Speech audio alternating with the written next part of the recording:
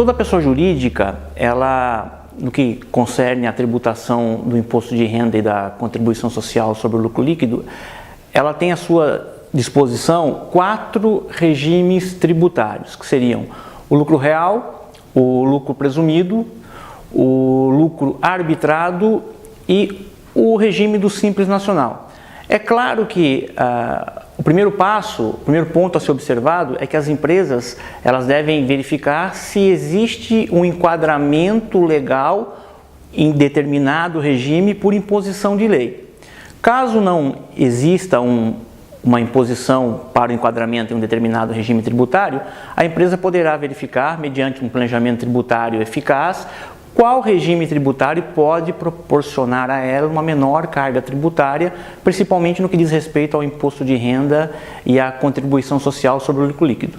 É claro que o lucro real, como exemplo de um regime tributário que existe para o imposto de renda e a contribuição social, é um regime tributário no qual todas as empresas poderiam optar, mas comumente empresas de grande porte que faturam acima de 78 milhões por ano, que geralmente se enquadram nesse tipo de regime tributário. O regime do lucro real é um regime que exige um controle contábil um pouco mais rigoroso em relação às outras opções, como o lucro presumido, como o próprio Simples Nacional, esse último já voltado para pequenos e médios empresários, né, que são esses os empresários que optam pelo Simples Nacional. E, por fim, o lucro arbitrado já seria um regime no qual o fisco utiliza-se desse regime para punição para as empresas que porventura não estejam de acordo com as exigências fiscais e também com as obrigações acessórias ao qual estão sujeitas ao longo do ano calendário de tributação do imposto de renda.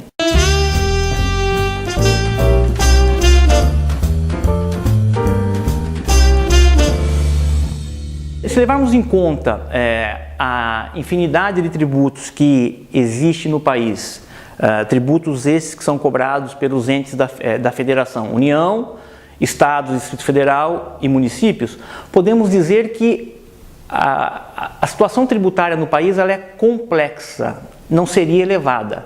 Nós temos países como, por exemplo, na Europa, onde a carga tributária ela é muito mais elevada do que o nosso país, do que o Brasil. Agora, o que tem que se discutir é que existe uma complexidade em função da infinidade de impostos, taxas e contribuições que são exigidas aqui no Brasil. Como exemplo, eu posso citar que se somarmos todos os impostos, taxas e contribuições, vamos chegar em aproximadamente 92 tributos. Isso é considerado elevado para o empresário, não quer dizer que ele esteja submetido a 92 tributos, não é isso, mas a infinidade de taxas, de contribuições e impostos que existem na nossa legislação, acaba tornando complexo essa sistemática de apuração, controle e recolhimento. O empresário ele conta com o apoio de um profissional que lhe dá um bom suporte, né, ao longo da condução da sua parte tributária, dos registros das informações contábeis da sua empresa, que é o profissional contábil. O profissional contábil, ele procura fazer esse papel para o empresário, auxiliando no entendimento da legislação, na correta apuração, recolhimento em dia desses tributos e complementando com uma atividade extra, que seria as obrigações acessórias. Nós costumamos dizer que, para o empresário, o tributo não termina com o seu pagamento. O seu pagamento é a obrigação principal. Após o pagamento, existem ainda outras obrigações, que são as obrigações acessórias, que são representadas por uma infinidade de declarações que a empresa, né, tem que entregar para a União, para o ente da União, para os estados e para os municípios. E isso, quem faz esse papel, apoiando o empresário, é o profissional contábil. Então, nós temos que ter em mente que a grande questão é a complexidade da carga tributária do país, não com relação à sua elevada carga tributária. Volto a frisar, existem países na Europa no qual a carga tributária é muito mais elevada do que o nosso país. Agora, o que se discute, que se tem que discutir aqui no nosso país é o destino que é dado para esses tributos. Embora não tenhamos uma carga tributária elevada em relação a esses outros países europeus, o destino que é dado para a sociedade de todo o tributo arrecadado pelos entes da federação é algo que a sociedade deveria ficar atenta e cobrar aí dos políticos, dos seus representantes que ela coloca no poder.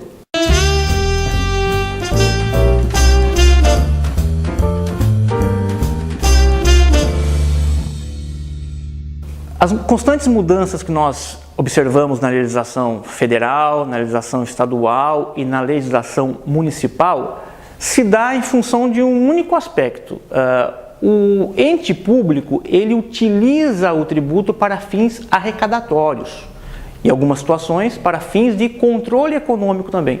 Então, essas alterações acabam ocorrendo nas situações em que o governo, seja ele federal, estadual, municipal, ele utiliza o tributo para arrecadar mais, para flexibilizar, incentivar determinados setores, dar incentivo para algumas áreas, algumas regiões. Então, isso é que acarreta uma sequência, uma infinidade de alterações. Nós temos que ter em mente também que cada tributo tem a sua característica, a sua particularidade. Então, nós temos tributos no país que a sua incidência é baseada em valor monetário, como, por exemplo, o tributo incidente sobre o cigarro. Cada cigarro é cobrado um valor monetário em reais sobre cada cigarro fabricado. Existem tributos que já tem a sua forma de incidência baseado como ad valorem, ou seja, é aplicado uma alíquota determinado para o produto. Outros tributos, como por exemplo o nosso imposto de renda da pessoa física, ele é tributado numa faixa de valores que vai variando, tanto em valor monetário quanto percentual. Maior renda, maior é o percentual que vai ser tributado. Então nós temos tributos, uma outra forma de se cobrar o tributo que é baseado na sua essencialidade. Então, por exemplo, nós temos o IPI, Imposto sobre Produtos Industrializados. O IPI é um tributo no qual o governo federal ele procura tributar a essencialidade do produto, ou seja, produtos essenciais, como por exemplo, itens de cesta básica, teriam baixa carga tributária. Produtos considerados não essenciais pelo ente da federação já possuem uma elevada carga tributária, como por exemplo, cigarros, também bebidas, perfumes.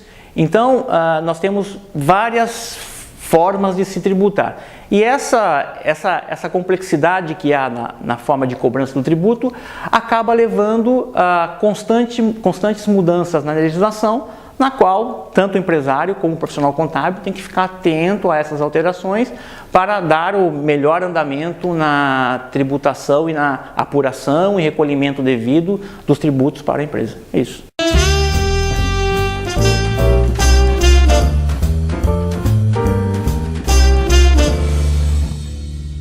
Nosso país, como já dito, ele vive, ele está submetido a uma complexidade com relação à parte tributária. A sua legislação tributária é complexa, é extensa, as formas de apuração também são bem diversificadas.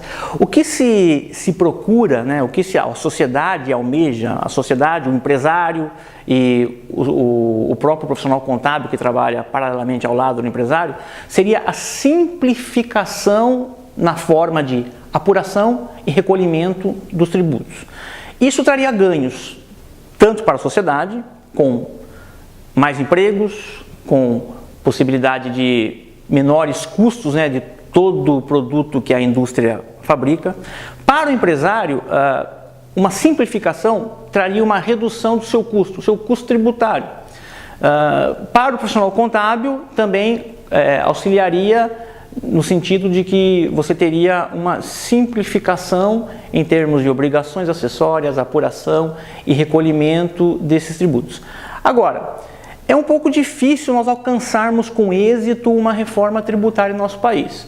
Se observarmos aí o noticiário ao longo de vários anos, sempre tem se dito numa possível reforma tributária.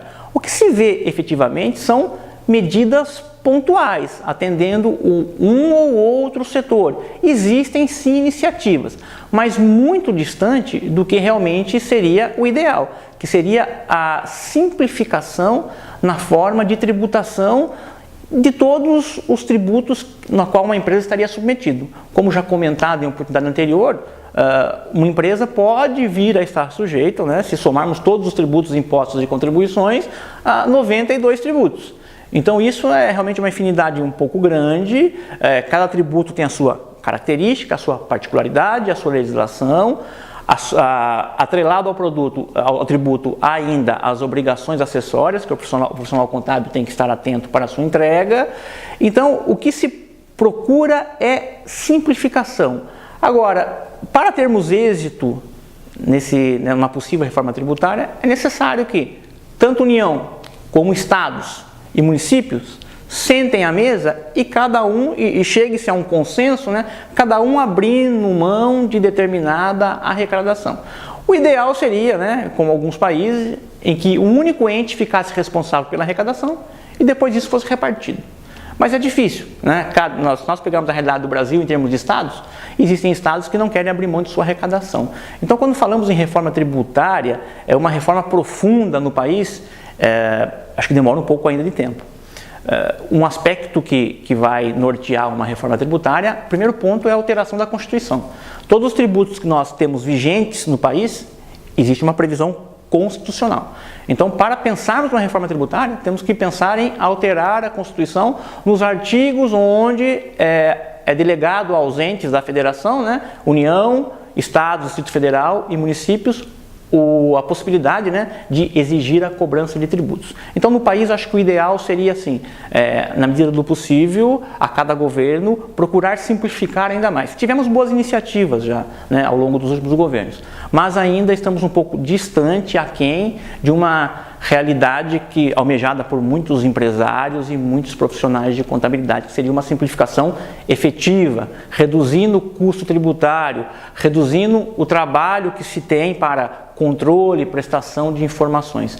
Esse seria o principal objetivo, ou seja, seria o principal cenário esperado com relação a uma reforma efetiva no país.